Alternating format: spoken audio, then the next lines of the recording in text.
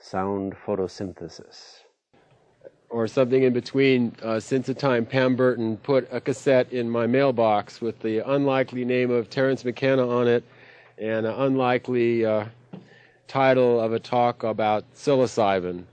And it was many, many months before I even took the cassette out of the mailbox and put it into a tape recorder to hear what it sounded like, expecting the usual 95% of you-know-what, according to Sturgeon's law.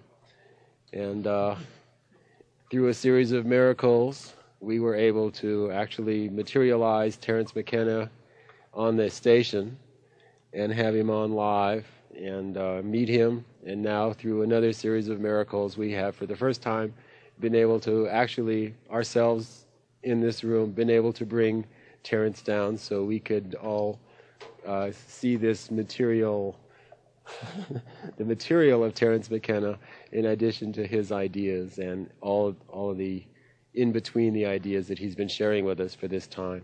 So I'm very proud and yet humble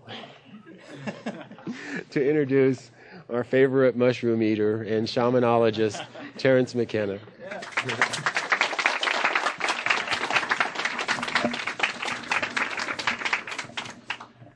Well, thank you very much, Roy. It's a pleasure to be here. It actually is a pleasure to be here in the sense that a prophet in his own country is not nearly so welcome as he is in Southern California, apparently. Anyway, when I think of California, I always think of it superimposed over the Hellenistic world. And I think in Northern California we practice philosophy and worry about the quality of our wine and our cheese, and you people in a very Roman style easily rule the world. I want to thank Roy and Diane and Pam and everyone who helped make this into the kind of event that it is. I think they all did a great job. Not only this event, but Roy has certainly been an amazing booster. I was going over the figures for Lux Natura last week, and I noticed the Bodhi Tree bookstore has sold 135 copies of The Invisible Landscape this year, which is far more than anyone ever sold until Roy took up the banner. Is it a banner? I imagine that since you all paid so much money to be here, that you probably have questions or that you have a fairly intense involvement with all of this material. So I'm going to talk a little bit and then take questions. And then if there are a lot of questions, I'll give short answers. And if there aren't a lot of questions, I'll give longer and longer answers. So you participate in a reciprocal feedback relationship by how many questions that you ask. I'm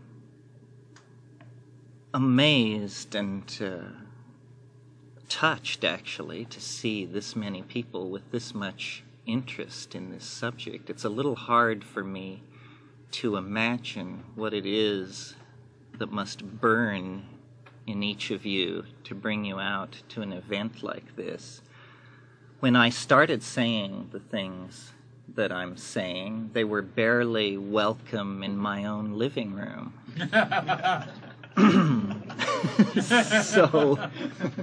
So it's very gratifying to see this many people with an interest in these kinds of things. These kinds of things. What am I talking about?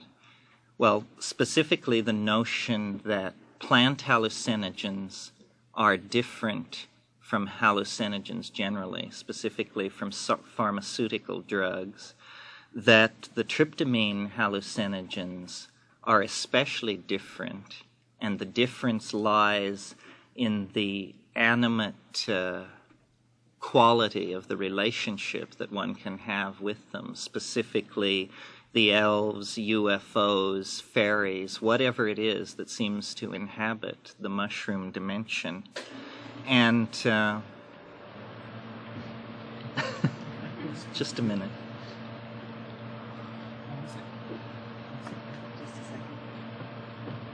Sure. Because who knows how long it will go on, right?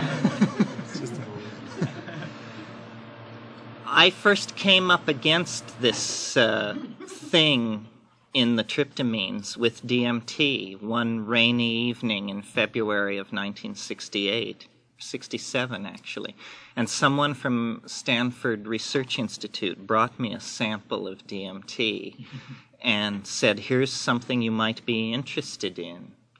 And I had taken LSD in the previous 6 months and felt fairly sophisticated, but I was quite unprepared for the experience.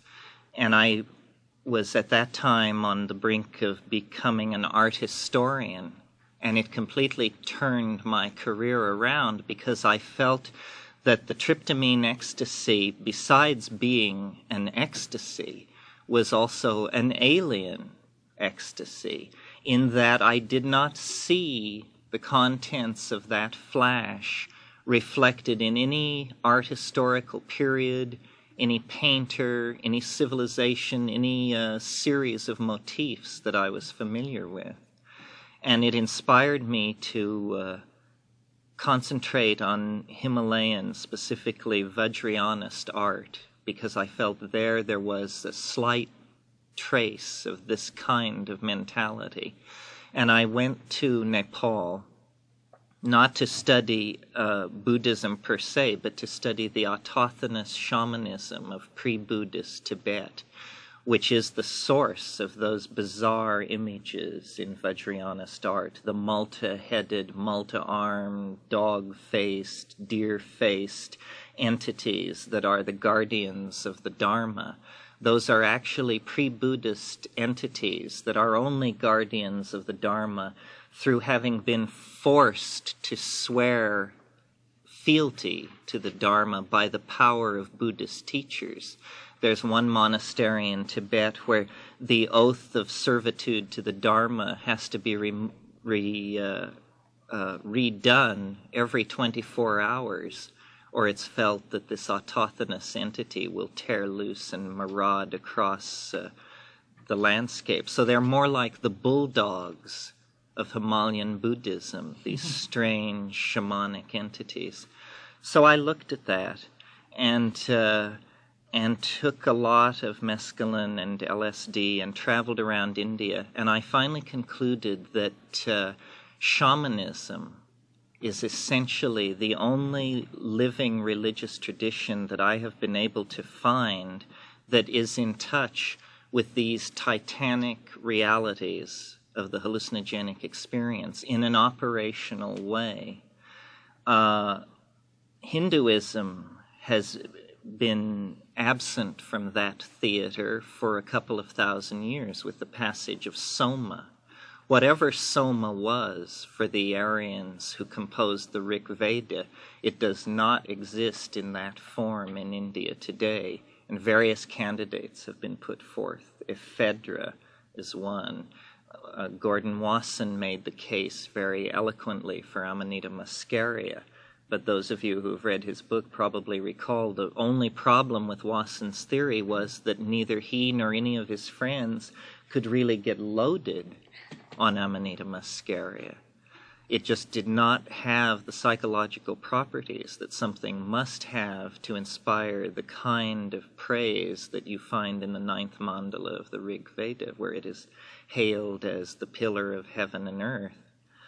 My own candidate for what Soma would be is that it is a psilocybin-containing mushroom of some sort of reasoning backward from the power of the psilocybin experience, and then trying to understand how it could have been present in Aryan India and in points further west, in Asia Minor and in the Middle East.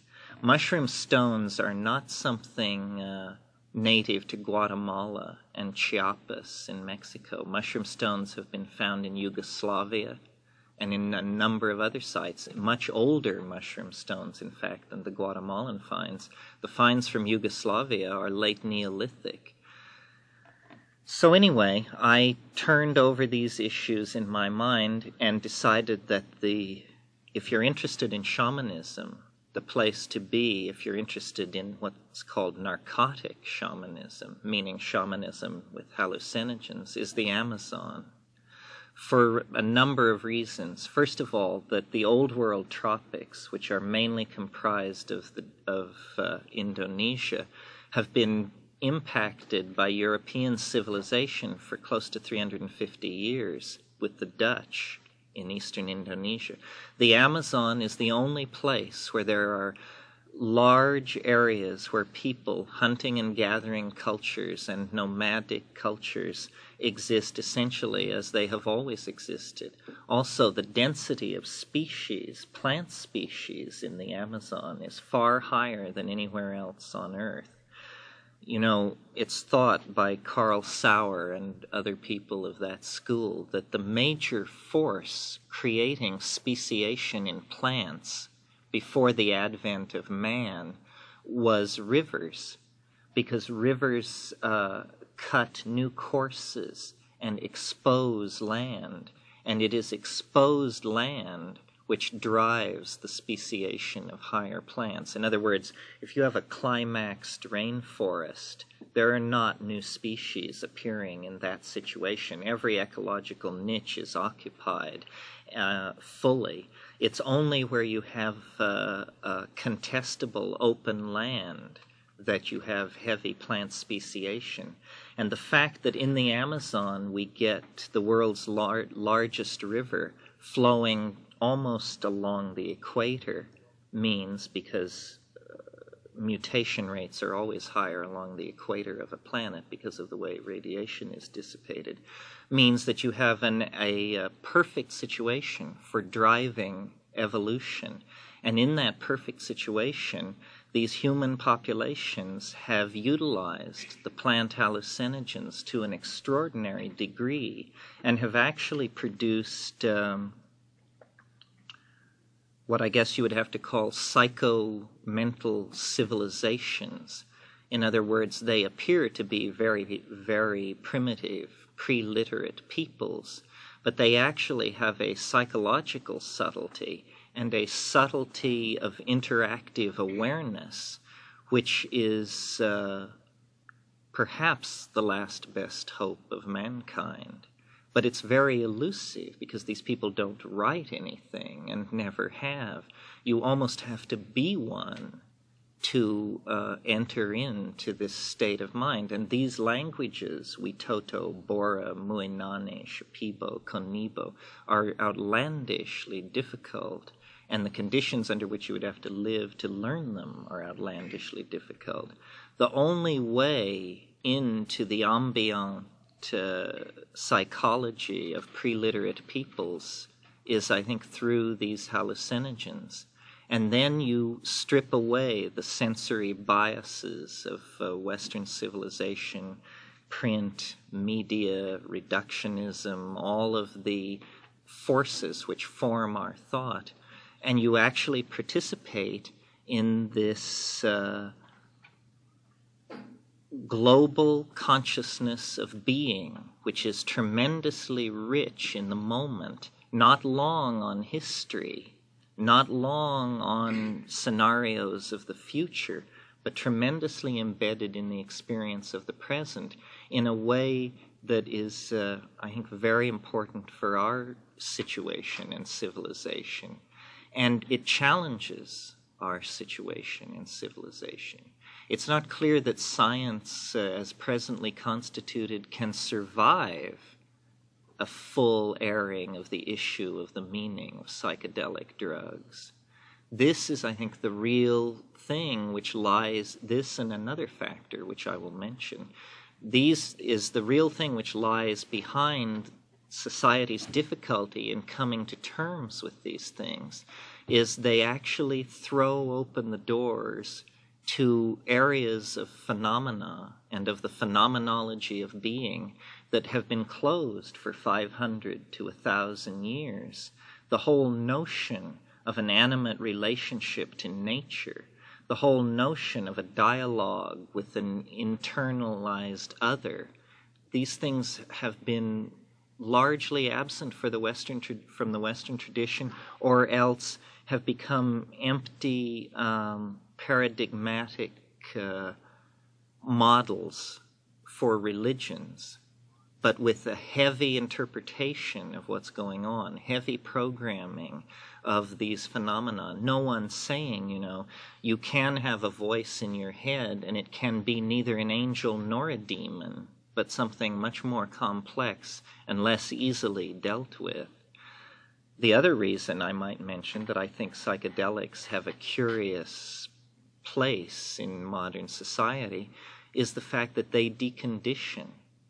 That if you were to analyze their societal effect on millions of people rather than looking at the single individual trip, you would see that what they do is they sow doubt about the current ontological models of what's going on, no matter what those models are. I mean, we are all familiar with the banker and the advertising executive in the 1960s who took LSD and just walked away from it.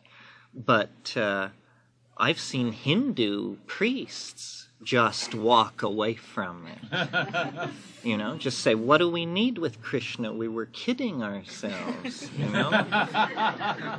And you can imagine how happily a force like that is greeted in Marxist society or in capitalist society, which is heavily dependent on programming of values, how we should look, what we should buy, what we should wear, what we should believe. And I'm not sure how to handle that particular aspect of it, because that aspect of it doesn't really interest me. You see, it isn't that it's a deconditioning agent per se. It's that what it tells you is a form of conditioning which casts everything else into doubt. In other words, it doesn't leave you a blank slate. It offers a new set of ideas about what reality is and how it works. For most people, for most people who take it, this seems to come down to discussing my contention that psilocybin is different from all these other hallucinogens because you contact an entity or entities, because there is a realized other of some sort. I think this poses a real challenge. I mean, it's only been 130 years since the notion that man was descended from the higher primates was thought to completely wreck the ontological argument for the uniqueness of humanness. And it's been only maybe 15 years, 10 years, 5 years since the serious enunciation of the notion that a machine could think. When I was 16 to 20 years old, computer scientists were all over the place assuring us that machines don't think. That's preposterous. That will never happen. That's a complete misunderstanding of what artificial intelligence is about. Actually, those voices have fallen silent recently because the people in the field know the thinking machine is on its way, and what will it do for our ontological view of our place in the universe? And if coming right behind that is a super alien intelligence, apparently telepathically deployed through hyperspace, something which we approach almost as upon the status of insects or something, then this is another blow to the centrality of human uniqueness in the universe. Or it is interpreted that way. I don't see it that way. I mean, I think all of these things, the discovery of our human origins, the notion of people hardwiring intellecty, the notion of contact through higher spatial dimensions with other forms of involved intelligence, all of these things actually are lend affirmation to the human position in the universe, because it means we're finally beginning to fight our way free of the miasma of delusion, which has persisted since the very beginning. I mean, we are still trying to disengage ourselves from a medieval universe. We're still quibbling about whether there may or may not be planets around other stars. But it's been 460 years since Giordano Bruno went to the stake saying, I know that the universe is infinite and that stars and planets extend in all directions. That he was essentially a psychedelic martyr.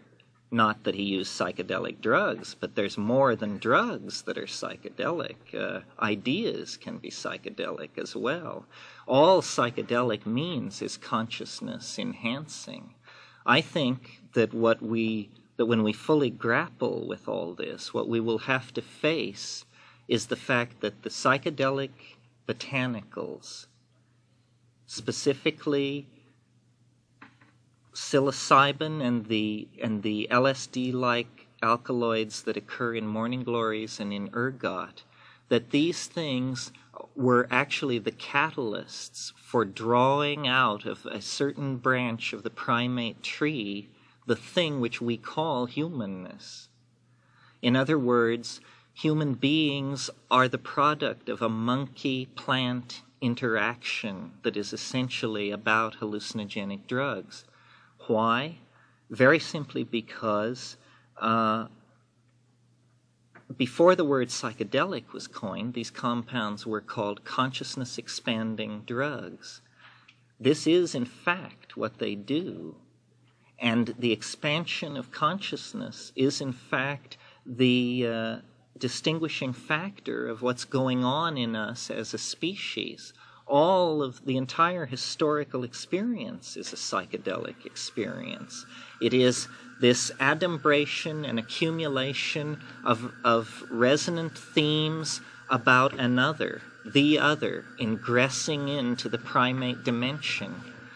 I imagine that early shamanism was essentially, as Merciliade describes it, it was about weather prophecy, game movement, curing of disease, this kind of thing, which to us is not terribly impressive, but is actually, for a primitive nomadic group, it indicates that the person who knows these things has access to a higher topological manifold. How else can they know where the game has gone and how the weather will be? In other words, they are extended in the temporal dimension in a way that most of the people in the tribe are not.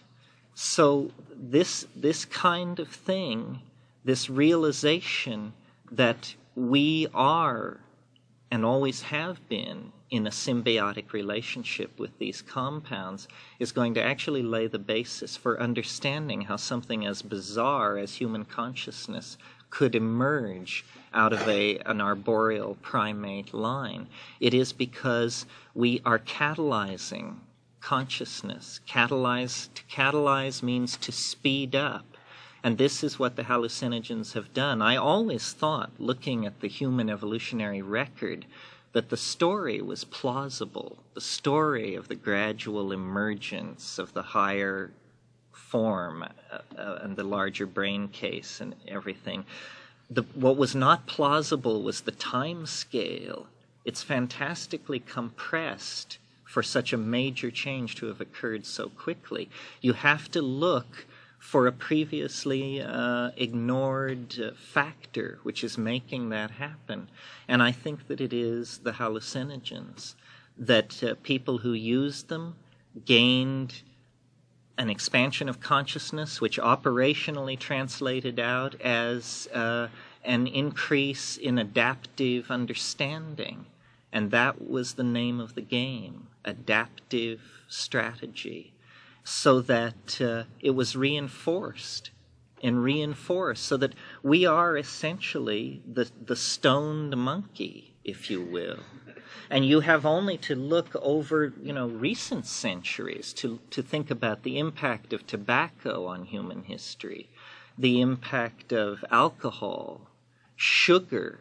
I mean, these things have founded dynasties and set whole peoples on migratory patterns, and they are essentially the things which drive history. The bringing of coffee to Europe set the stage for the establishment of mercantile capitalism, the coffee achievers.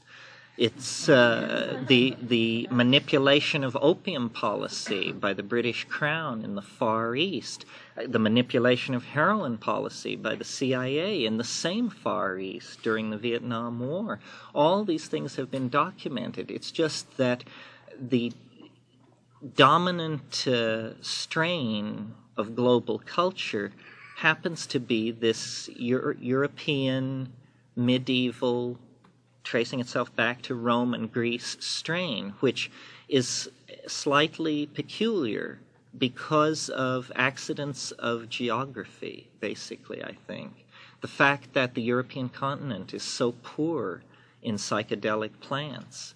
The only things that you can really consider psychoactive plants in Europe are henbane and datura, these very dubious atropine and scopolamine containing compounds, which are more associated with magic and delusion, and are, for any of you who have ever experimented with them, physiologically a real nightmare. I mean, I don't know who it is who can handle them, but it isn't me, and I can't imagine a tradition, a major tradition of usage. We know that there were psychedelic sacraments, is that the word? Psychedelic cults in Europe very early. I mentioned the green mushroom stones from Yugoslavia.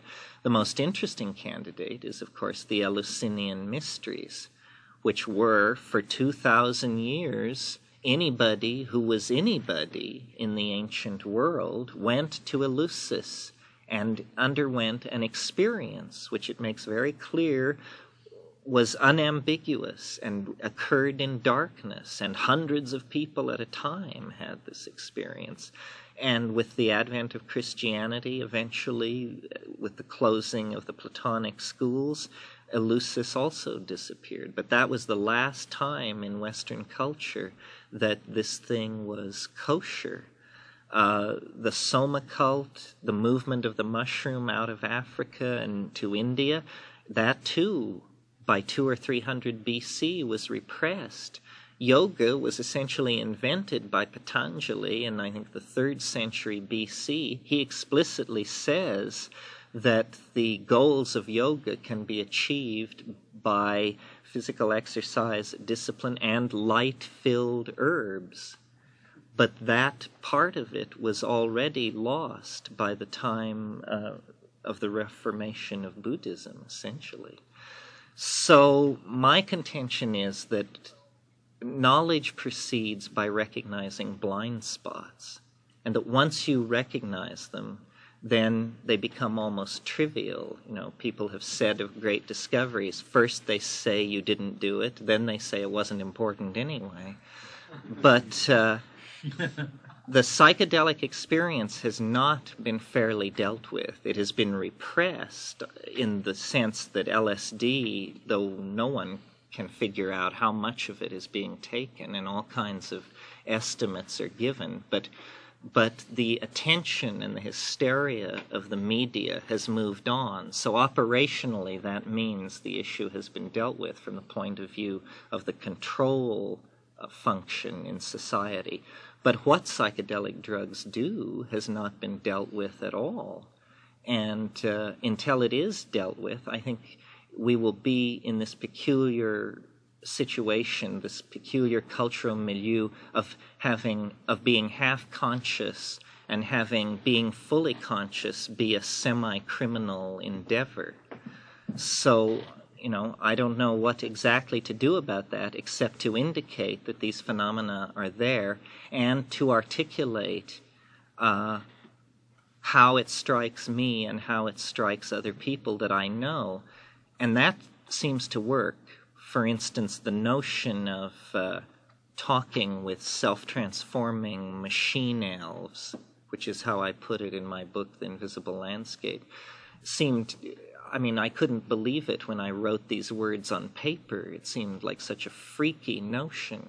But people say, you know, yes, that's it. I know what you're talking about. I saw that same thing too. Well, that seems to me to mean that self-transforming machine elves is actually a step forward in language, and that the psychedelic issue is somehow linked to the evolution of language, and that we are not, and in fact the whole culture crisis generally is linked to a direct evolution of language. We have to change the way we speak about reality, and then it will be perceived as different. And this apparently cannot be done by great leaps. It's done incrementally by introducing a concept here, a word there, a notion somewhere else. But the psychedelicization, if you will, of society and language seems to me was never blunted and goes on apace and has ever since Leary and Metzner and all those giants back in the Stone Age dumped LSD on American society. I see it everywhere, in design, in music, in fashion, everywhere that doesn't count, someone said to me.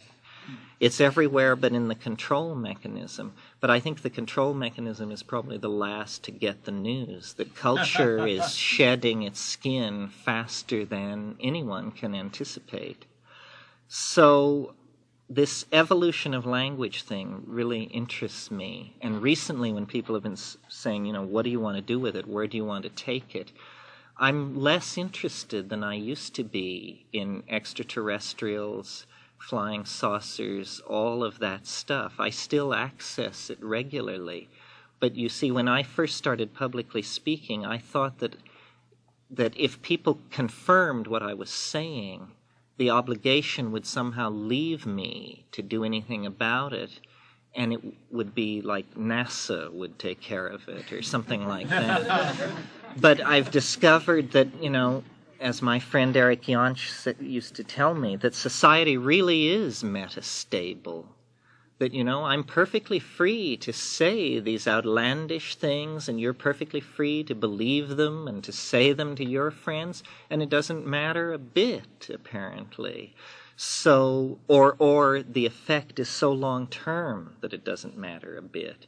So I've turned from the question of indicating the presence of the other to the question of what is it like to be the person who indicates the presence of the other. And so I'm more interested in the transformation of the quality of daily experience when we are unstoned, or at least unstoned enough to be here without any of us making any of the rest of us uncomfortable. And I think that there are bridges that can be built out of the psilocybin experience into ordinary reality. And how this is to be done, I think, is through the transformation of language and somehow the recognition of emotion. It took me a very long time to figure out that emotion comes in more than 4 flavors. I had thoughts running through my mind all the time. And I also had this undercurrent of something else, which was highly variant and ever-changing, which I finally figured out, that is emotion. And the nature of emotion is its un-Englishability. I mean, you can say, I love her, I hate her, this and that, but you never come in to the depth of the modality of this present but unlanguageable background in which we're embedded. And this is what I think the psilocybin allows. It allows some kind of bridge from that un-Englishable background of being into language so that you can begin to articulate, and that this is almost like a form of telepathy.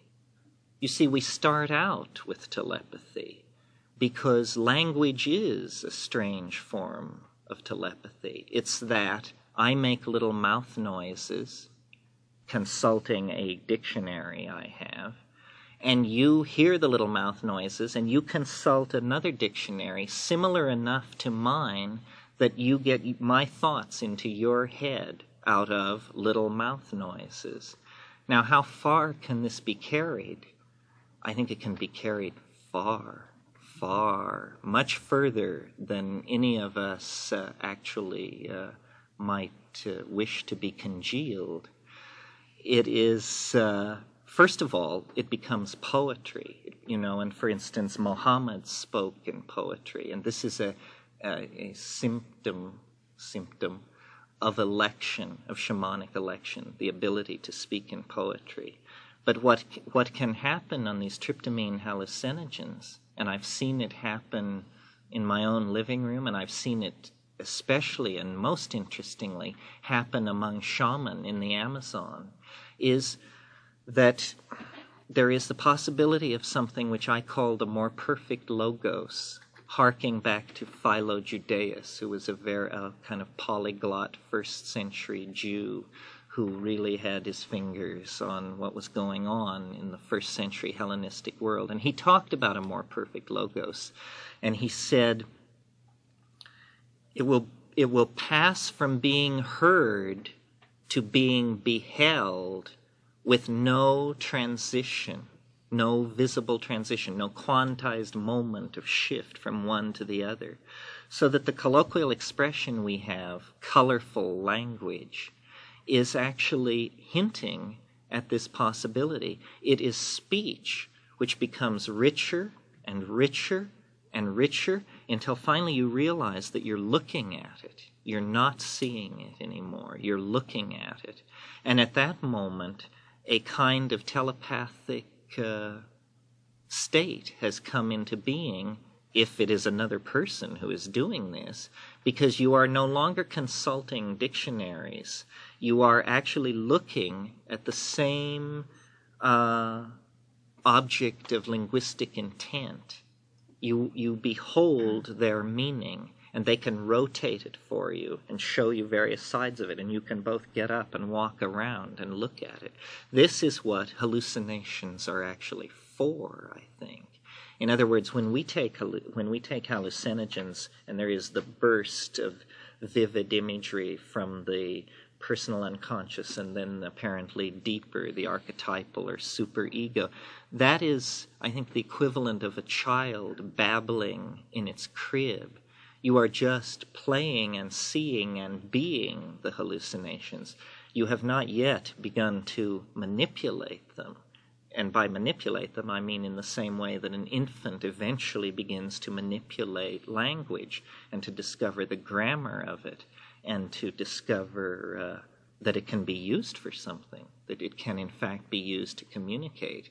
And consistently in the DMT flash, these things, and by consistently I mean not only for myself, but other people report this, these autonomous self-transforming machine elves, or tykes as I call them, in order to have a technical term that is,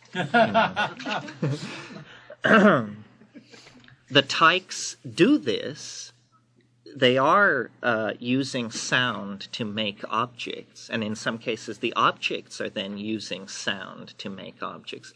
But they are urging that you attempt this, do this, do this. And in that situation, you can actually do this. And the puzzle of it is that it's so satisfying, because to the exterior observer, you have just made the descent into gibberish and are raising serious questions in your friends' minds about how long this should be allowed to go on without somebody, pushing some kind of a button. In any case, though, I think that this is just under the surface in human organization. We know that beta-carbolines are produced endogenously in the brain, in the pineal gland. We know that DMT occurs in the human brain. We know that DMT reaches its most intense concentration in the brain in the circadian cycle around 3 and 4 in the morning, when the most intense dreaming is going on. And if you know anything about how evolution actually works, it isn't that a mutation occurs which is confers such radical advantage on its owner that type suddenly dominates. People imagine this is how it works. It doesn't work like that. The way it works is you have steady turnover of mutations of all sorts in a population and a presumed steady ecosystem in which this is happening. If there's a sudden change in the ecosystem, a forest burned down, an atomic war, a sandbar where there had been a forest, something like that, then what has happened is the selective pressures have changed, and mutations which were previously in the population totally harmless and quenched in the previous situation, suddenly they assume fantastic dominance because of the new situation and just proliferate out wildly. And I think that modern society constitutes such a radical reorganizing of the human environment that we can expect to see different types of people coming to the fore, gaining dominance through the selective process. For instance, a way of thinking of that would be to think, hold on, let me see if I can think of a good example. I'm thinking of people who give massages, and what a bright future they have ahead of them, and what a not-so-bright future they had ahead of them 15 years ago. The shift in the capitalist environment to the stress on service industries, people who deliver an intangible product, has suddenly made massage a very hot and viable item, where before it was somewhat fringy. And so a person who has this ability goes from finding themselves relegated to the fringes of society to making a living, if they're good at it, comparable to a decent psychoanalyst, I would suppose. At least in Northern California, this is all so thoroughly blurred that... So... I don't want to talk the full time. It's 8:30. These are some of the themes that circulate in my own mind at the moment, and I would be glad to entertain questions on them or talk about some of the other things. But if there are questions, I would love to wade in. Yes. Many of my trips, I talked to God. It was God for a long time. And God was funny and it was neat, and it wasn't me, it was someone else. Then a psychic teacher of mine said that was just a spirit guide. They demoted him. He was pissed about that for a while, but that was the way it was. Now you have that it is a space being or something, and I'm kind of okay about that one too, but have you thought about this? Oh, I've thought about it. And that model. I guess the reason I reject all occult models, and people ask, am I talking about astral traveling? Am I talking about astral planes? Am I talking about guardian angels? And I reject all of that because it's so mundane. The main thing that impresses me about all this stuff is how other it is, how unearthly it is, how nothing, it's not a spirit guide. I sort of visualize a kind of Virgil figure as a spirit guide, as Virgil led Dante through paradise and hell. These things are so weird that the space being thing I sort of reached out toward because nobody knows what a space being would be capable of. It is very mercurial and very tricky, and it is, to some degree, linked to the dynamics of your own unconscious. For instance, for a long time, it was the disembodied space voice, which had this tremendously large picture of space and time, and man's place in it, and this cosmic view. That's what it seemed to have, the cosmic view. Recently, I mentioned these Hindus. They said, what about Krishna? What about religion? And I said, you should ask the mushroom. So he put it to the mushroom, and he wrote down the answer. he said, what about religion? And the mushroom said, religions are like grains of sand tossed up on the beaches of the places of space and time. I am the ocean. Well, now, who said that? I mean, is that what kind of person says that? A spirit guide, or what is it?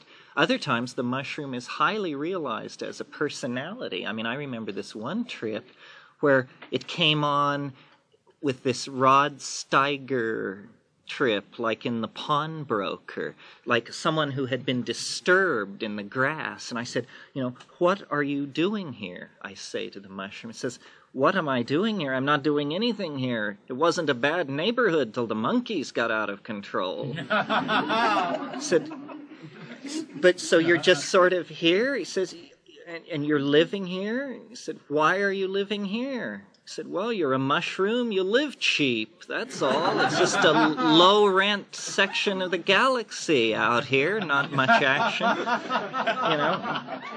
Other times, it can be very, very cosmic. It can be steered. And this is a phenomenon that totally puzzles me, that many people have verified, which is you can give it a theme.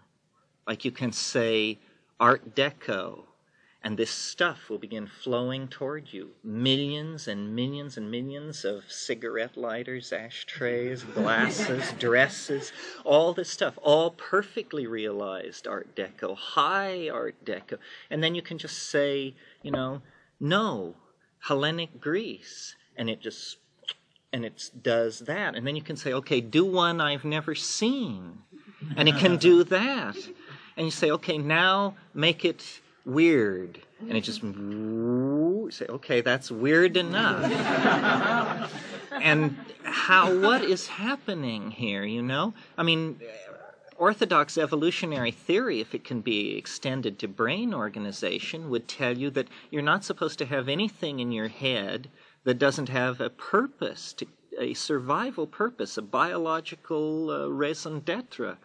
And yet, vast amounts of imagery and information. And I've said, in 20 minutes you see more art than the human species has produced in 15,000 years. Well, now, if that's true, what in the world is going on that Joe Blow can outdo Michelangelo and everybody else rolled into one, and that it's only 5 grams away? What is human history then anyway, that we've taken all this time to do this thing? Why are our horizons of experience so limited if this is so immediately accessible? One more thing about the character of the presentation of the other. Maybe it's fresh in my mind, or maybe I just tell it because it's a funny story, but some of you must have seen Ghostbusters.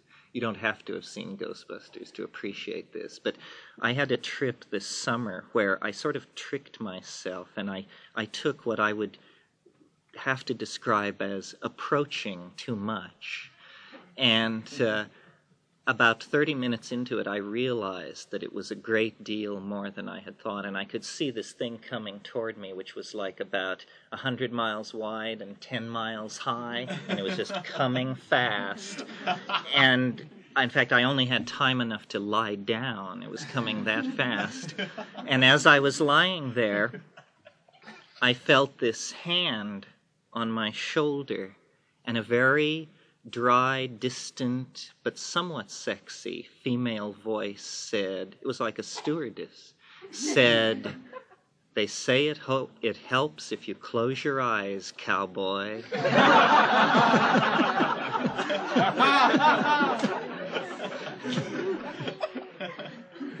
Yes. Yeah, sure. Gosh, there's, first of all, a statement of appreciation. You're hooked on your thought, and it's very stimulating. And one difficulty I have is trying to find a place to leap in dialogue with you, because you cover so much territory. But one recurring thing that seems important is the meaning of your experience, and what you seem to be doing explaining it and putting it out there as a framework for understanding. It seems to me crucial that framework be there. I'm fortunate or unfortunate enough to work with a number of people who take a wide variety of drugs. These lines you talk about, many of whom have taken, I think, sufficient doses of the hallucinogens that tryptamine type, to have encountered something transforming, but don't. And really close investigation, the best psychological work I can do, reveals no content of significance. So it's led me to believe, plus my own experience, that the framework you bring to the experience is crucial. And so I'd like you to dialogue with me about that. Yes, it's a puzzling question. You're saying, what about the people who it isn't like this for? I agree with you that it's something about what you bring to it, but on the other hand, I took LSD many, many times and found it puzzling, interesting, abreactive, brought up a lot of strange stuff about me, but I was never fond of it the way other people were. I always found it somewhat trying to do it, and rarely hallucinated. It was only when it was the first time I took mushrooms, and I said, my gad, this is something of a different order. So I don't know what to make of people who find it elusive, any more than I know what to make of people who come back and say, it was exactly like you said it was. That's puzzling too, you know. I would expect that more. Because of my riff and that sort of thing. The way I do it, it doesn't happen for me spontaneously, I might say. I may have discovered inadvertently, I have to invoke it, sort of. In fact, not sort of, I just invoke it, and I feel somewhat embarrassed to do that because it's such a weird thing to do. But I do, and I even speak to it and say, usually what I say is something like show, and I call it thing because our relationship is informal. And I say, show thing, show what you know, show thing, and it will begin to show. And then I say, what you show is beautiful thing, show more. And it's just like coaxing something out, but it never steps back. You know, once you get it coaxed out, it's there, and it is fully active. So I don't know what to make of people who don't get the connection at all. Dennis and I have discussed this, and it's possible. In fact, see, so little is known about all this, even hardware stuff that schools of pharmacology could find out if they only cared to think about these problems this way. It may be that there are shamanic families or receptors. You know, it's well known, for instance, that there's some chemical, I can't remember what it is, but that some people, 1 in 20, can detect this stuff 50,000 times diluted from what most people can detect it. It's just a test they do. Some people are 50,000 times more sensitive to this chemical than other people. And there is a great deal of biological individuality in people, even though this is not a heavily researched subject, because, for instance, our whole medical theories are all people are alike. You have a cold, penicillin, or something or other. The truth is, biological markers for individuality are very numerous and not well understood. And if my suggestion that these hallucinogens should be thought of as pheromones is true, then you would expect genetic variability and genetic differences in how they work to crop up. This is like the problem of alcoholism and its genetic component. You know, this is another drug where some people have a totally crazy relationship to alcohol. Other people can't understand it, and the thinking is it must be genetic. Well, there are probably relationships like that to these less studied and understood drugs as well. I don't know. Maybe it's you have to be in a state of grace. Sure, follow up. Which is the next statement of the kind of generalizability of your experience for, you might say, human development of human thought, that this is the evolutionary challenge that will bring out the next, if you say, level of complexity to cope with a growing technique, to use your term. It seems that I would like to propose that it's you and others, whatever selectivity that is there, interacting with an experience that is powerful. And for you, it is the tryptamine hallucination, and that you are dealing with that experience with all your resources and creativity and making it into a new level of consciousness.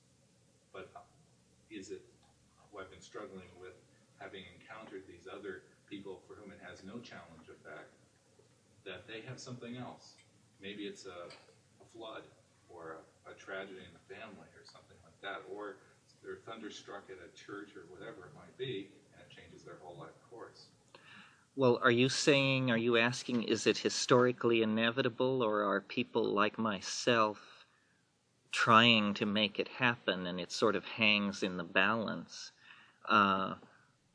I would like to think that it's inevitable, naturally. And so I do. It seems that way to me. I mean, it seems to me that what is happening in part of the culture crisis is that we are exploring all avenues out of this mess, and that this one will eventually have to be looked at. See, I read an essay by Guy Davenport in a very interesting book called The Geography of the Imagination, and he made a point which I've sort of adapted and made my own because I think it's so important. He believes that the whole thing that's going on in the 20th century, from Auschwitz to LSD to punk rock to psychoanalysis to all of everything, is really an effort to come to terms with an archaic cultural model. In other words, let me explain that. At the close of the medieval period, when urban centers and mercantile capitalism and all these things were getting started, there was a tremendous crisis in European society, a tremendous lack of models, because the universal papal monarchy model couldn't handle phenomena like mercantile capitalism and urban life. So in an effort to stabilize the society of the 13th, 14th, and 15th centuries, they looked back toward earlier cultural models, specifically to Greece and to Rome. And so Renaissance society became obsessed with classical civilization and Renaissance law and Renaissance painting and architecture and all of these things. They sought to reinvent Hellenism, essentially. And this is a valid response for a culture in crisis. Our culture, which is global, is in much, much deeper trouble than 14th century Italy was. And consequently, our response is much more radical. We are actually reaching back 15 to 20,000 years for our cultural anchoring point. And that's why modern art can be mapped onto the paintings at Lascaux and in the Torricelli frescoes and that sort of thing. It's why shamanism is suddenly, after 2,000 years of being, is very hot. It's why these drugs are being brought forward. It's why all this polymorphic sexual experimentation is going on. It's because we are trying to anchor ourselves in this earlier cultural model. And I think that it signifies probably the closure of the cycle. And what is needed, or what is an emerging step, is the creation of a shamanic class, which is sort of probably going to, a lot of psychoanalysts are probably going to try and ride the coattails of this thing. But it needn't come from them, but a shamanic class whose task is what the task of shaman has always been, shamans, is to go into the hidden dimension and return with numinous culture constellating material. And I think that this obsession with the late Neolithic has not yet peaked. I mean, you can see in the phenomenon of the new wave, a new barbarism is sort of the surface of it, but it's very conscious and self-mocking. And I think as we move on toward the end of the century, the theme of anarchy, which I notice is very strong in the punk thing, though never articulated by commentators. It's only within the punk thing that this is realized. This anarchy theme will begin to build because we are locked in an impossible cultural bind between a completely exhausted and materialistic Marxism and a completely cancerous and value-dark kind of capitalism. Neither of these systems is tolerable, actually, and each feeds off the other as its reason for being. The problem has always been with anarchy that people, as W.C. Fields said, are no damn good. And I think that's where psychedelics come in. The reason people are no damn good is because they have no sense of social responsibility. And it is the cultivation of this sense of social responsibility that will pave the way for anarchy. And it isn't social responsibility as preached from the pulpit. It has to be from the guts. It has to be real social responsibility. And then, lo and behold, the withering away of the state and all these highly unlikely things will actually come into view. But it will take almost a sub-telepathic or proto-telepathic society for this to happen. Computer networking and that sort of thing can provide the hard wiring for the basic data, the banking data, the statistical data, the real unconscious of the machine part of humanity. But it's human beings that are going to have to make this leap to responsibility to usher it in. It's the completion of this program of obsession with the Neolithic. It's the completion of the program begun by psychoanalysis and psychedelic drugs. And, a number of people who might not have thought they would end up on the same side. I mean, it's the completion of the program of Hugh Hefner and the feminists, because it will eventually, it does have this polymorphic sexual content, but it also is certainly a goddess realizing kind of social movement. This thing I said earlier about emotions are the carrier wave of being, and we have been blind to this for a very long time. I feel that one of the talking about dialoguing with the other. I think you're perhaps on some level dialoguing with many parts of yourself.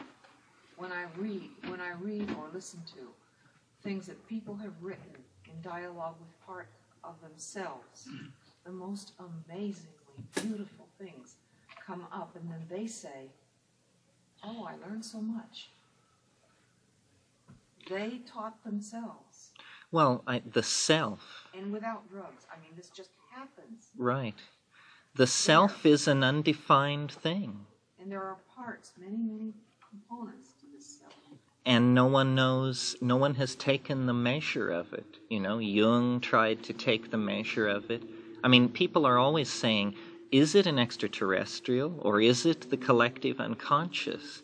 And what I've finally come to think is that first you contact your personal, private unconscious, the crimped up part of yourself. And LSD was famous for this. It actually straightened people out because they were able to get up repressed and traumatic material and get rid of it, depotentiate it. Then you move into this archetypal zone that Jung and Karenye and these people mapped. Beyond that lies this stuff which seems accessible to human beings, but not very human and not really relevant. And I think when I actually put this to the mushroom and said, what is going on? Where are the extraterrestrials? The answer was, don't you know, the extraterrestrial intelligence is a dialogue between species. Extraterrestrials don't contact governments or individuals or people. It's that species communicate between the stars to be humans are extraterrestrials in the sense that they've always known extraterrestrials at the species level, and the information flows back and forth. And that seems to me more reasonable. It is that there is animate intelligence, and you can go deeper and deeper and deeper into it, and it is infinite. And defining portions of it as the self, portions of it as the over-self, portions of it as the other, this is just whistling past the graveyard, you know. The fact is we don't know what is going on. The whole thing, I think, that I am trying to get across is summed up in J.B.S. Haldane's little saying, the world is not only stranger than we suppose, it's stranger than we can suppose. And if it's stranger than we can suppose, then we should suppose that it's as strange as we can suppose. And this is not an allowable point of view. Every society at every point in human history has been sure that in 15 years they were going to wrap it up and have the ultimate answer, you know. And the truth is, it's preposterous. I'm as unconvinced that we are on a planet circling a G-type star as I would be convinced that we're descended from Father Ant, who got out of his canoe at the 11th waterfall to take a leak, and we all came from that. I mean, this is what the Witoto believe, so why not believe that? In other words, our cosmogonic myths, our science, all these things, it's silly. It is silly. And yet we always assume that, you know, just the details, the top quark, and that'll be it. And I think we're at the very beginning of understanding what is going on. That, in fact, all history is prelude to a civilized society. Mahatma Gandhi was asked once what he thought about Western civilization, and he said he thought it sounded like an excellent idea. That's sort of the mushroom's view of us. I have a comment and a question. I would disagree with you in equating the new barbarians with the new wave. I think the new barbarians are obviously the new heavy metal movement, the goon type guys with the clubs and everything. When I think of new wave, I think of high-tech synthesizers and futuristic thought and things like that. And if you've seen the new heavy metal groups, they are patterned after Conan the Barbarian, and that's really the manifestation of the goon mentality in terms of the new barbarian thing. Right. Although don't knock barbarians, you know. They might not. Okay, I've heard you talk about the end of time, the mushroom as the reflection of the mushroom cloud at the end of time. I've heard you kind of hint around with the possibility that that the atomic war is going to be it for the human race in terms of a transformation into another state, a very final transformation. Although you haven't come out and said it, I've drawn this from the things I've heard you say. Would you agree with me then that since the mushroom has to do with the shamanic ability to ecstatically leave the body and so on, that if you're thinking of being able to survive an atomic war, the answer might not be in digging 50-mile trenches in the earth, but in acquainting yourself with some other vehicle besides a physical body, which the earth may no longer be able to support after such a thing happening? Well, I think the only way you can get beyond the problem of nuclear war is probably to be dead. In other words, that's what I'm talking about. Yeah, I think that I don't think there's going to be a nuclear war, actually. It's interesting, to think about atomic weapons and the effect that they have had on society and will always have on society as long as they're not used, which is a very good effect. There is the most progressive political movements since World War II, the most progressive social movements, the deepest soul-searching on the part of the scientific community, the blunting of creepy political intentions has all gone on because of the presence of atomic weapons. And so I think, actually, that we can weather this, that there is something about the ability to transform yourself that involves the ability to destroy yourself. There is no way around that. The power to transform is the power to wreck. And so far, we haven't wrecked our situation. As far as the end of time, that's sort of a different thing. I'm very interested in flying saucers and in the way various groups of people react to flying saucers. And my notion of what is going on is that the apocalyptic and millenarian hope and ontology that is built into most religions will actually be fulfilled, that it's an intuition which is true that the world will end. It's just, the question is how, and also when, but especially how. I think that, I've said at times that if you wanted to see the fingerprint of God on creation, the thing to look at is human language. That's the thumbprint of God, because that's just such a weird thing. I mean, here we have trees, rocks, flowers, animals, stars, and human language, something so weird, so much different, that it should be looked at very closely. And I think that this wave of novelty, which I described in The Invisible Landscape, is approaching a point where it will pass out of three-dimensional space and into some higher topological situation. And when that happens, there will be what Alfred North Whitehead called a shift of epochs. Whitehead had the notion that physical laws don't last forever. They just reign over epochs. And when the epoch shifts, the laws shift, that physics itself could undergo a change. Now, this idea may seem preposterous, or we're accustomed to thinking of it as preposterous, but when you think about the fact that the speed of light was measured for the first time 80 years ago, then how much of a grip do we have on how constant these physical laws are? I mean, how do we know that light moved at the speed it now moves at even 500 years ago? It is entirely by induction that this assumption is made, because it makes it possible to do some interesting calculations. The flying saucer represents a form of matter and mind which is in this universe transient and very mercurial. In another universe, it represents the way things are.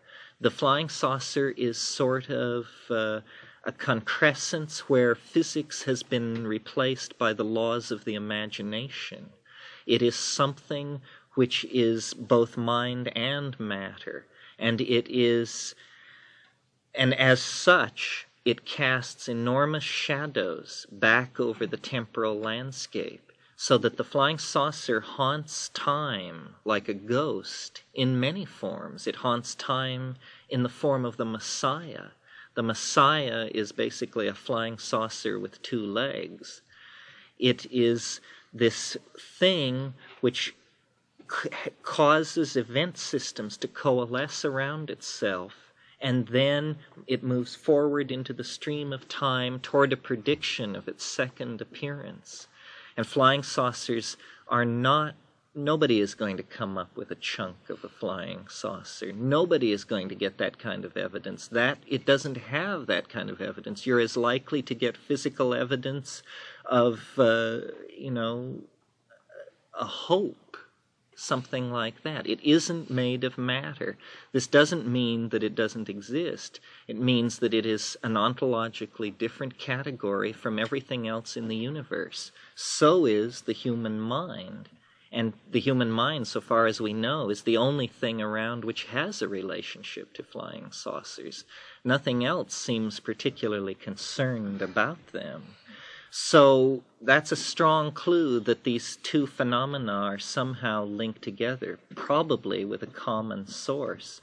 But we are in time. We are the children of the fall. We are moving from Eden toward the millennium. But this 15,000-year hiatus, this moment, this pause in the beat, which is all we have, is an extraordinary situation. No conclusions can be drawn from it about the larger dimension of human freedom and becoming that we're moving toward. We really are before history. The preceding program is copyright Sound Photosynthesis. Please browse our website at sound.photosynthesis.com. Sound photosynthesis. What I always say about drugs is if the things that happen to me on drugs happen to me under any other circumstances, I would be very, very alarmed. I mean, I would be very alarmed to deal with these elf machines and all of this stuff. I mean, it seems to me, there's a dualism there. The old dualism that the world is evil and that man, it's a Gnostic idea, that man is fallen into this world and should purify himself from it. I mean, people ask me, do I eat meat? Yes, I eat meat. The most intelligent person I know is a plant. Why shouldn't I eat meat? It seems to me that we need all the help we can get. And I explored yoga and some of these other things. And I have turned on people who had given decades to it. And they say, you're right, this is it. This works. And why so much energy should have been invested into these other disciplines, I'm not sure, unless discipline itself is a good thing, But I don't have any trouble with the notion that drugs are alien to the quest for spiritual understanding because nothing else worked for me. And I can't really see myself or other people in any way other than completely embedded in nature. I mean, I really believe these reciprocal feedback relationships exist. And, here in the center of Los Angeles, it's a fairly theoretical matter. But if you would go, 100 miles up the Rio Igaraparaná on a full moon night and take psilocybin, my God, it's just too weird. I mean, it's like you realize that you are like a sugar cube being sort of gently massaged on the tongue of a very large being, and it's just sort of turning over this lump of sugar and considering what to do about it. And the messages, the chemical messages, the odors, the sounds, you are transparent, really. The only part of you which really exists is the perceiving self. The body is a kind of illusion. I mean, it could be anybody's body. And one body is rather like another, except that there are two kinds. But all dualisms are bad. And so I reject it on principle. And then just operationally, nothing else seems to work. I mean, we do not have the luxury of vast amounts of time. You know, the grave's a lovely, quiet place, but none do there, I think, embrace. This coyness, lady, would be no crime, had we but world enough and time. But always at my back I hear time's winged chariot hurrying near. Hurrying near. Okie doke. Question, Roy. Yeah, while we're at a place, before I forget, I would like you, I'd like you to give a 1 minute or a 2 minute testimonial on behalf of the station, so I can play it on the air at times when we're raising funds. Something about how important the station is, or how much you like it, or why don't you support it if you know, and you can't be heard anywhere else. You mean you would like me to give a pitch for KPFK? Yeah, a 1 or 2 minute short pitch. In my opinion, Pacifica Radio and KPFA are probably one of the most significant forces working to change things around in the world today. We're KPFK, though. Didn't I say KPFK? You talked about your station up there. Oh, no, my station is all run by Marxists and hacks. No. No. KPFK is a major force, I think.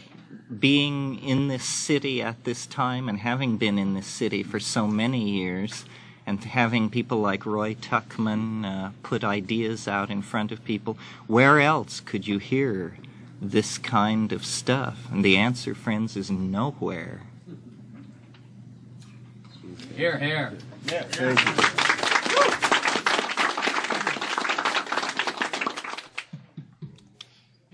Surely. I was hearing on the morning reading from, your tapes, Uh-huh. and the one day that seemed like it was the secret, you were telling about the DNA, but I had to do later maybe with the ampersand, but it was like what the structures, how they replicated maybe, or how they, well, I don't even know, see, because what it was is you had feedback, as part of the tape. And like maybe my radio's real crummy. I couldn't understand. It was like total gobbledygook, And I thought, oh, maybe it's supposed to be like that. Maybe that's what it is. That's what I assume. But see, I thought you were really saying something, and it just killed me. Like I couldn't hear. He was the main thing. You were explaining it all, the key, the secret. And I couldn't understand a word. It was the feedback. That was the echo. You had an echo in there. I thought, oh God, that echo. I just couldn't make it out what you were. So I thought maybe you remember that part of the tape, and you could say without the echo. I haven't a clue. I did a weekend at Esalen last weekend, and some people were up from LA, and they said they had played my tapes for someone, and after listening for about an hour, this person said, "Does he ever make sense?" No, it made sense. It would almost make sense, but it's the echo. You know what I mean? Well, eventually I hope that book comes into print, because at $80 a throw, it's pretty stiff. And in fact, I urge you all to tape it off KPFK. That's fine with me. That's what I would do. We essentially put it out in that form because it was very cheap to capitalize, and we did it ourselves, but it made it very expensive. My hope is that some brave publisher will take it up and print it, and maybe not that brave. If a publisher were convinced that the book had the kind of audience it has in Los Angeles, I'm sure it would be out overnight, but this is a unique marketing situation. Well, what about the ampersand? What about the ampersand? That was a little later, but that seemed connected to the DNA. Well, that was just this idea. There was a way of symbolizing the flying saucer, really, because the shorthand symbol for the ampersand is sort of like an X with a loop in one corner. And sometimes I called it the eschaton, sometimes I called it the ampersand. It was this notion of this waveform hierarchy of time, with some cycles so short and so intense that they were actually visibly present, and others, stretched out over thousands and thousands of years. I used to say to people, to Dennis, even a couple of years after coming back from the Amazon, I said, the way I see the world is not like other people see it at all. I actually see this waveform superimposed over everything. I actually can, if I look at an animal, I see a depressed spiral dimple in the waveform. I actually see concrescences as concrescences. And I was like experiencing the visible language mode. And now it's like a metaphor. It falls away. I mean, the hit we got at La Chorrera was some hit. I mean, what has it been now? 71, 13 years. And I'm still ringing like a gong. And I peel away layer after layer of it, and it still is present, creating ideas. I mean, every once in a while, something will come through with that same kind of clarity and intensity and say, aha, I recognize this. This is a further installment on the idea. And so the ampersand was a shorthand way of symbolizing this thing. In the I Ching, somewhere, I can't remember where exactly, but it says, if this sacrifice were correctly understood, a person could hold the universe in the palm of their hand like a spinning marble.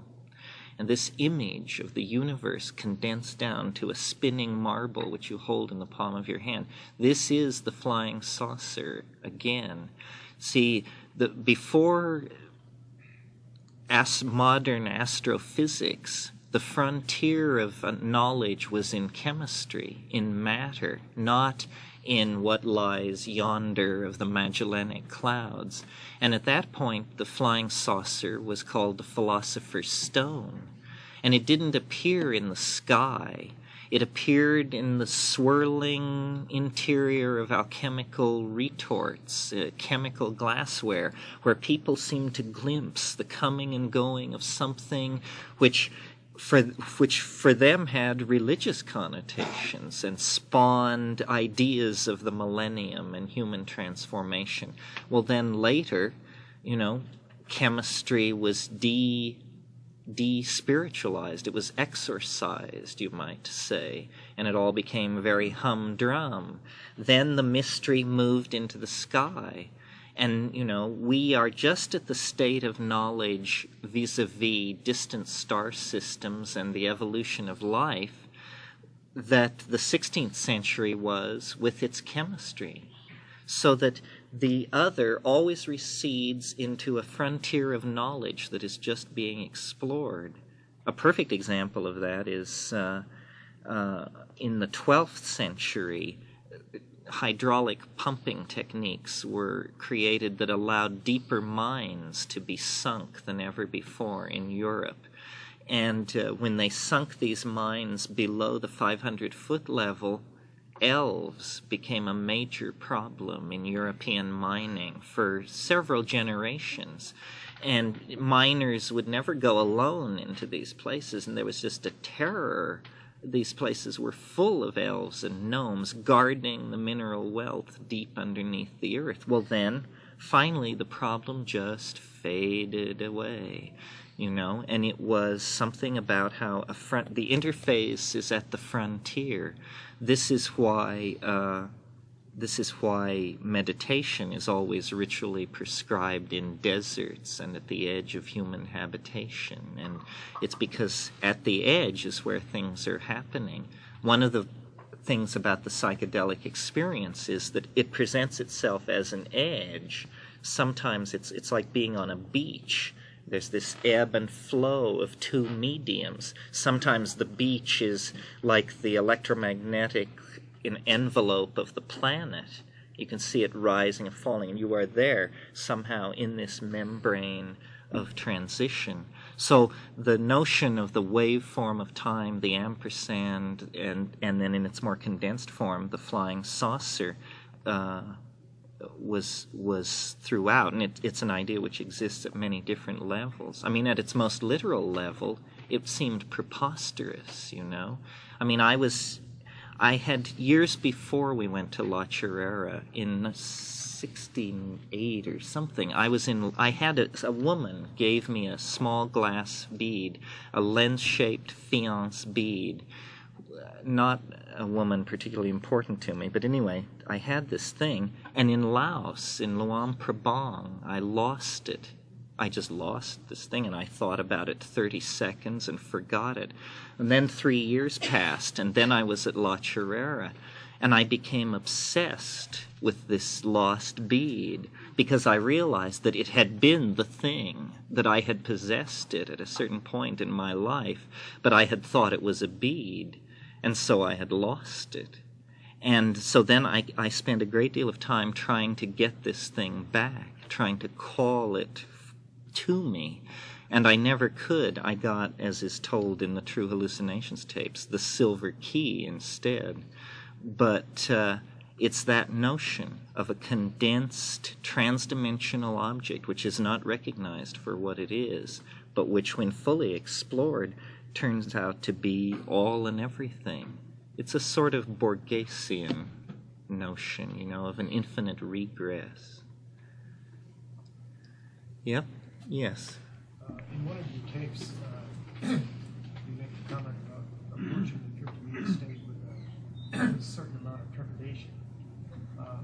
You say something about having to hone oneself. Can you address that issue of honing oneself? Well, yes, I guess this addresses the question, what do you do when it's weird, you know? When the going gets weird, the weird turn pro. Isn't that what Hunter Thompson teaches us? Great psychedelic guru and explorer of altered states.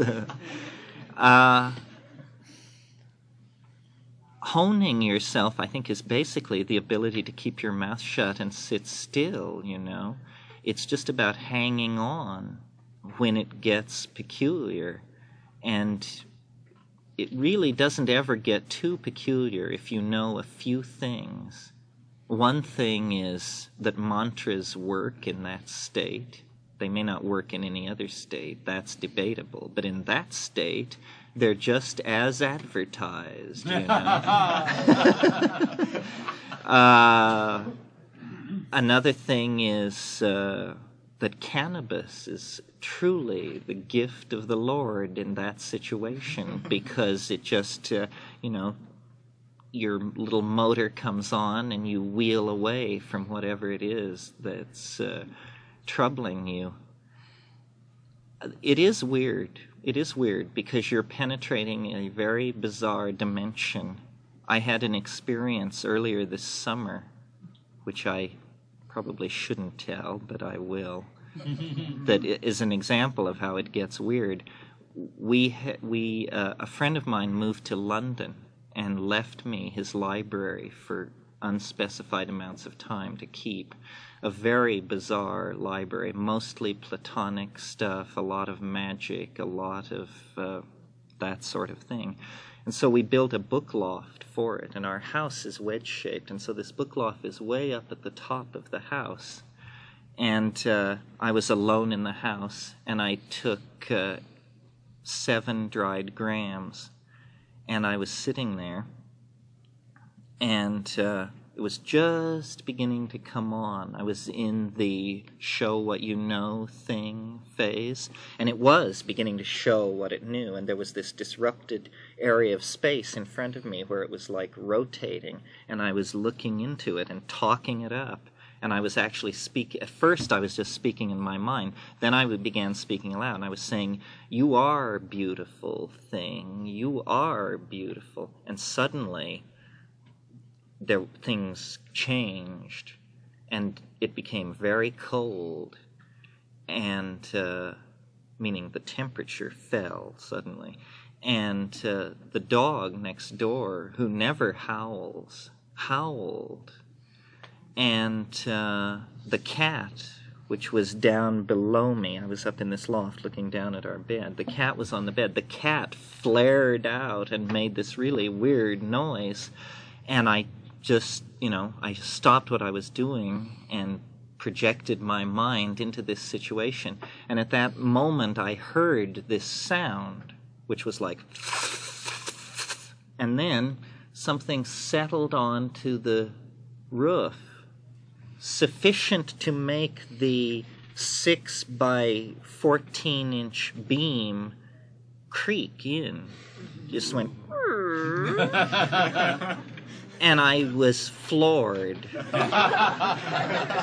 And I just sat for a minute, and I was not frightened. In fact, my emotion was hard to get back to, but I wasn't frightened. But just at that moment, this thing was really coming on and really visually peculiar. And it seemed like the two things were independent. The trip was getting stronger and stronger, but a 10-ton something had landed on the roof beam of my house. So I just sat with it for about 30 seconds, and then this thought or voice came, and it was, this thing has come because of something I'm doing, and that means that I can get rid of it. So I just turned like this up toward the roof and projected this thought very strongly, which was, "Begone, I am in conversation with an elder." And this thing went, and there was a long pause, 10 seconds or so, and then whatever it was, it lifted off the roof and went away. And what was weird about this was I had never ever used in my own mind this phrase, "an elder," to describe the mushroom. It was like just came out of me. And the whole episode seemed real weird to me. And I just let it ride. But that's an instance where, there is this, let's call it synchronicity, so that we don't have to believe that a pterodactyl landed on my roof. There is this synchronicity. For some reason, there chose to be a fluttering sound, and the beam chose to creak. Now, doubtless, this has to do with temperature and the cooling of day to night and this and that. But, it was a thing to go through. And other things like that go on. There was an incident which I don't think is actually on True Hallucinations in Hawaii, where we stepped out of the house. It was we were hitting it pretty hard in that Hawaiian situation, and stepped out of the house in the middle of the night. Totally clear, starry sky, very high, thin cirrus clouds in one part of the sky, and 300 yards in front of the house and about 300 feet up in the air, a large black cloud, lenticular, slowly turning. So, it's ridiculous. And you just look at this thing, and it swirled faster and faster and grew denser and denser, and then it just retreated into nothing. It both moved away and got so small it disappeared. So what is this? Low-level convection because of... There's no explaining these things. Many people on psilocybin report the rustling at the side of the room. There seems to be a periphery about 15 feet out where the scurriers are in action.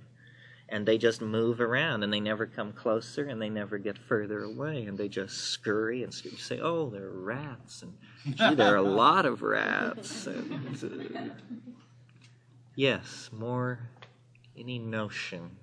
Yes. I think we've all listened to True Hallucinations with a great deal of interest.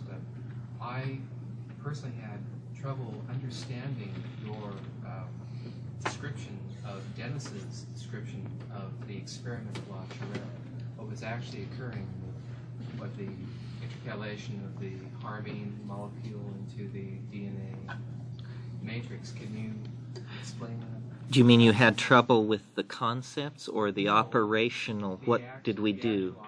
You mean you want to know how to do it? Well, could you go through that again rather briefly, perhaps? Okay, I think, well, but you don't have a manuscript. In the manuscript, there actually comes a place where there are 10 things that must be happening. It's basically the notion that if you saturate your body with beta-carbolines, and then that you can actually make a sound with your mouth that is a overtonal harmonic of the electron spin resonance of the harmine molecule. Now, we have been subject to endless amounts of vilification and some jeering because of this idea. So let me try and make it seem as credible as possible to you. First of all, when you take something like ayahuasca, hundreds of millions of these molecules flood your body and occupy the bond site wherever it may be. Okay, so then this sound which you generate with this ESR overtonal harmonic, it need only come in contact with a very small population of these molecules. Most of these molecules will be wrongly oriented to the source of the sound, and it will have no effect. But some few, perhaps dozens only, will be in the correct orientation to undergo this process of cancellation of molecular motion, which is, at the one molecule level, an operational definition of superconductivity. See, if you have one molecule, you can have superconductivity, and you really can't speak of a low temperature phenomenon, because how do you have low temperature when you have one molecule? So the notion was then that when this molecule achieves this superconducting state by being audially canceled, that it will bond to anything near it. And some of these will bond into nuclear DNA in neurons. And then there was a whole long period spent figuring out how could, since the synapse of a neuron is far away from the nuclear body, how could these drug compounds, which are active at the synapse, be transported into the region of the nucleus? And then, fortunately, Arnie Mendel and some other people came along with what they called axioplasmic transport, and they proved with radioactive labeling that there was both movement to and from the synapse to the nuclear membrane. So then that was the method of conveyance. And then the whole idea was that, I'm sure you know how DNA is organized in this ladder-like fashion. Well, there is space between nucleotides for a planar molecule like beta-carboline to slide right in there. And it will not disrupt the molecule at all. LSD does this too. This is not wild-eyed stuff. This is well understood. And in fact, early in the 50s, LSD was looked at as a possible radiation protection, that it was felt that your body could withstand a higher amount of radiation with LSD. And the reason is very easy to understand. Simply that the planar molecule of LSD was inserting between the nucleotides and adding its physical strength to the strength of the molecule. And this is a typical strategy for strengthening molecules, to add intercalators. But our idea was that the beta-carboline molecule is basically a pentexyl group with two benzene rings hanging off it like Mickey Mouse ears. And the idea was that these were ideal transducers for a waveform. In other words, that they would emit a signal, that any kind of microwave or any kind of thermal radiation, anything that was being transduced through the DNA would be radiated off by these harmine molecules. And that seemed to actually happen. you know? And we felt that the basis of our experience was the reason we were able to access what's called the unconscious for such a long period of time was because these molecules were operating. Once they intercalate, there's no reason for them to come out. So although the neurons cannot regenerate, DNA would be harming is regenerating. You're producing more of that? No, you don't need to produce more. No, the DNA in the neuron doesn't regenerate. Yeah, that's enough. Yeah, back here. Yeah, you were talking about the ESR, Mm-hmm. which is something resonance. Electron spin resonance. Okay, I'm here because I heard that half-hour program, and you on KPFA, and there was the insect sounds in the background. Uh-huh. I really related to an experience with mushrooms and crickets. Uh-huh. And the tone, the pitch, and the entomological, galactical, hyperspatial nature that you touched upon. The oneness, which has eluded me tonight. Could you please relate to that? You want me to talk about insects? No, the whole universe seems more egocentric that you're discussing. Like Well, this experiment that we did is, sure, it was egocentric. It was small potatoes. It doesn't push the ocean. Come here because I've done it.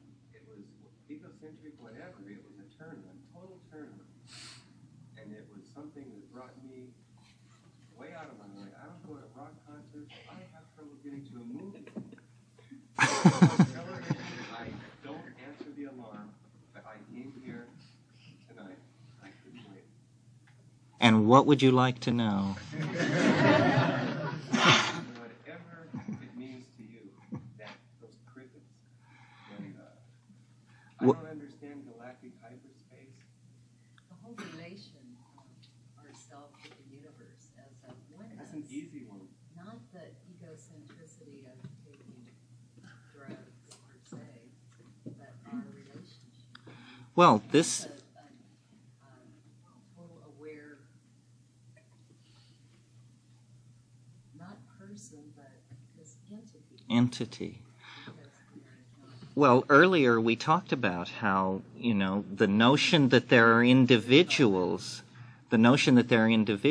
is, as you say, it's an ego trip, it's a conceit. There is a seamless web. But we are all of one mind and all of part of the universe. How can you preclude that? Instead, you just kind of sucked into this one thing. You talked about it quietly. You didn't talk about it to the large group. You need to do that. To talk about the unitary aspect of it. The fact, well, yeah, what these drugs do is they like drain away the water of illusion, and then you see that all the land is connected, that people are like islands sticking up out of the sea, and that once illusion is overcome, everything is seen as unified. The whole thing is to try and... History is a very abrasive process, and the whole thing... Drugs will do this more so than a meditation, a self-awareness, so that you can share with your fellow man. I think drugs shock people into meditation and that kind of thing. Giving, Yes. loving, rather than... Emotion is the main thing to cultivate, even in advance of drugs, that we have no language for emotion. This has somehow been taken away from us culturally or some other way, maybe because there are so many distractions. But I was amazed in the Amazon how much time people who have nothing spend talking about how they feel, and have a fantastically rich language for talking about that. People who have nothing, which is damn right on, because they have what they don't know what nothing is. They That's have right. everything. That's right. They're like kids that don't babble, but are and feel and see. But you have to cultivate what you're talking about in this kind of civilization. But when you go to the Amazon, you have to almost resist it. I mean, when you take psilocybin, you discover something you never knew before when you do it in the Amazon, which is that you could walk out. And that's very unsettling because you don't know whether it's true or not. But you say, my God, I'm loaded on this stuff, and it's saying to me that if I walk into the jungle, it will not be what I was previously told it is. It will not kill me in a matter of hours. It is, in fact, paradise. It is, in fact, where I belong. It is, in fact, the entire completion of my being. And people do walk into it. And I don't have the faintest idea what happens to them. I mean, it was like at the periphery of my vision. It was not presented to me squarely, but I saw an arboreal human lifestyle, a lifestyle in the canopy that was erotic, athletic,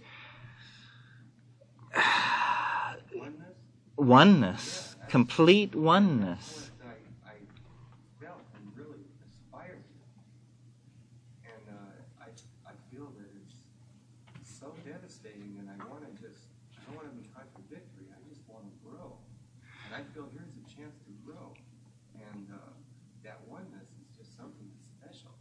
Well, you put forth in a way that was very inspirational, obviously, because I got to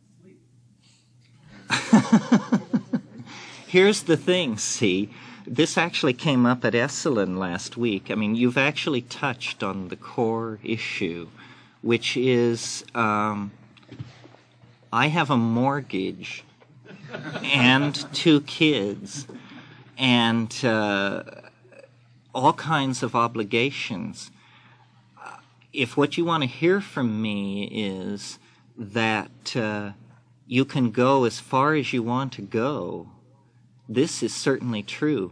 You can go further than I am presently willing to go. I know what this stuff throws the door open to. It throws the door open to what you're talking about, which is becoming a Taoist sage, becoming a completely transformed human being. But that person, the person who chops wood and hauls water on Cold Mountain, is by people like me and Roy and probably most of the people in this room glimpsed through the fog, and you say, oh my goodness, is he still alive up there? You know? I know what can happen if you go into nature with this stuff. You need not come back. But that's a decision that people have to make because it's so awesome. I assume eventually it will take me, you know, and I will walk out of history. And I have friends with less responsibility than me and perhaps more courage who tell me stories about what it's like, you know, to do 8 grams on a glacier or a lava flow or at Mount Shasta. And I know that lifestyles are possible that could never be realized in such a way that such a person could come to this room. There is no end to it. But you say goodbye to a lot which, if you're ready to say goodbye to it, that's fine. If you're not, you should probably move at your own speed. But there is no question. See, I guess what I feel like I am, and in fact the mushroom even said this once. It had this weird, when it first recruited me, it had this curious semi-military metaphor, which was all about, give us 10 years in the trenches and we'll do something nice for you. And so, that was 1975. So I have a few months more to go. But what you're asking about is individual transformation. And you can leave any time you want. You just better have wanted to leave because I think it's fairly final. I was convinced of that. The mystery is everywhere. The thing is, most people are without courage. including possibly myself.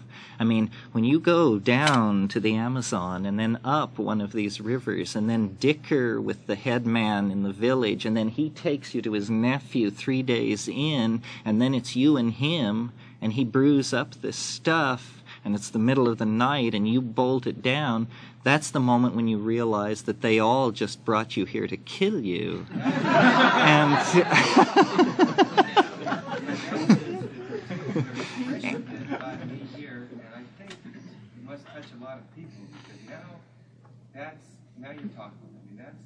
yes, well, I'm glad to hear it. It's there to do. It's there to do, folks. Not only for coming here tonight, but for thinking about these issues and for leading the kind of lives, whatever they must be, to put you in touch with this. I don't... really one of the things I love most about the mushroom is that it doesn't require Terence Mckenna or anyone else to explain it, because it speaks for itself.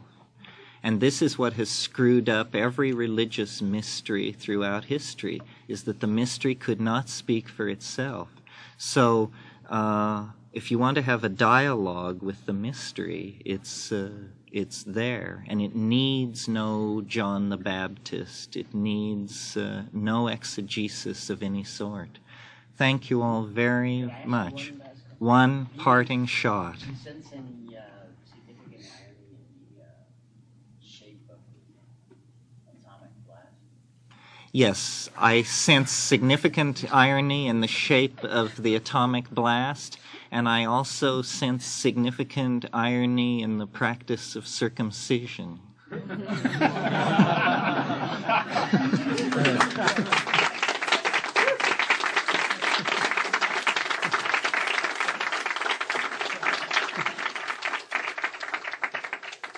Who planted that man? Before we start making noise, I'd like another minute of silence, please. I want to make an advertisement to play on the station. Terence. Yes. Why should anybody want to bother to come to see your kid brother, Dennis? Oh, Dennis is a wonderful chemist and conversationalist, and he knows the facts of the matter. I present the song and dance routine. He has it down, and questions about drugs generally and the chemistry of these experiments, and he has a great deal of heart. He is, after all, the one who did the thing. I'm simply the radio he invented. Okay, thanks. We are planning to have Dennis come down, and possibly a situation similar to this, possibly the same one, maybe a larger place for a cheaper price. I'd like to know offhand, would anybody be interested in seeing Dennis? Yes. Yeah, almost. Okay, the very first announcement of any sort will be in your mailbox before anybody else hears about it, because you're on the mailing list, and Dennis, Terence has your name. Oh, yes. Too, in his computer. So anything that he sends out, you'll be getting to. Any future things. If Any anyone mail. needs, if anyone needs any true hallucination or invisible landscape order forms, we have some. And again, thanks for coming. It was Can't great. you put me on your mailing list? If you're here, you're going to be on my mailing list. The preceding program is copyright Sound Photosynthesis. Please browse our website at sound.photosynthesis.com. To obtain information about this recording or to request a catalog containing thousands of other audio and video recordings and books from the cutting edge of cultural evolution, please write Sound Photosynthesis, P.O. Box 2111, Mill Valley, California, 94942, USA. And please browse our website at sound.photosynthesis.com.